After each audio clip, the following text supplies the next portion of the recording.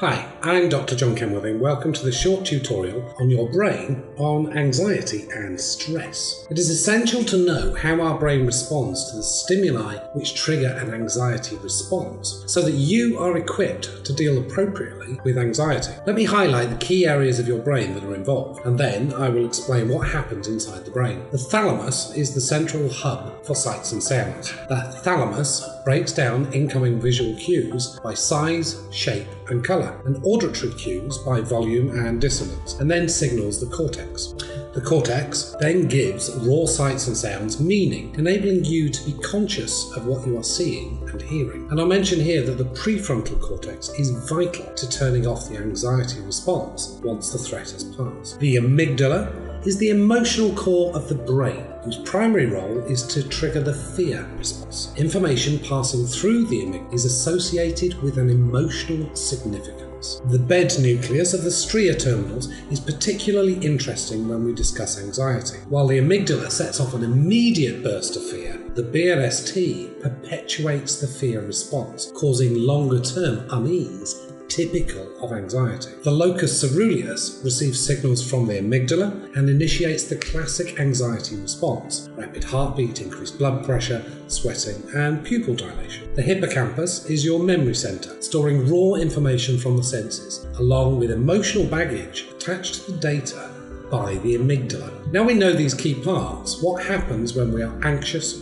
stressed, or fearful? Anxiety, stress, and of course fear are triggered primarily through your senses. Sight and sound are first processed by the thalamus, filtering incoming cues and sent directly to the amygdala or to the cortex. Smell and touch go directly to the amygdala, bypassing the thalamus altogether. This is why smells often evoke very powerful memories or feelings. Any cues from your incoming senses that are associated with a threat in the amygdala, whether that threat is real or not, current or not, are immediately processed to trigger the fear response. This is the expressway.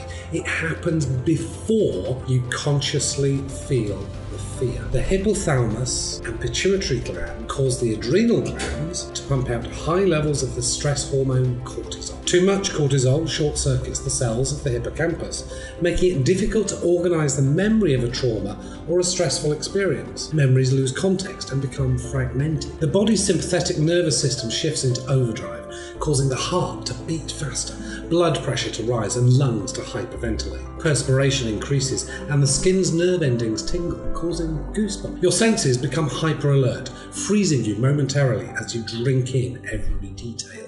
Adrenaline floods to the muscles, preparing you to fight or run away. The brain shifts focus from digestion to focus on the potential dangers, sometimes causing evacuation of the digestive tract through urination, defecation, or vomiting. Heck, if you're about to be eaten as someone else's dinner, why bother digesting your own? Only after the fear response has been activated does the conscious mind kick in. Some sensory information takes a more thoughtful route from the thalamus to the cortex. The cortex decides whether the sensory information warrants a fear response. If the fear is a genuine threat in space and time, the cortex signals the amygdala to continue being on alert. Fear is a good, useful response essential to survival. However, anxiety is a fear of something that cannot be located in space and time. Most often, it is that indefinable something triggered initially by something real that you sense, but that in itself is not threatening, but it is associated with a fearful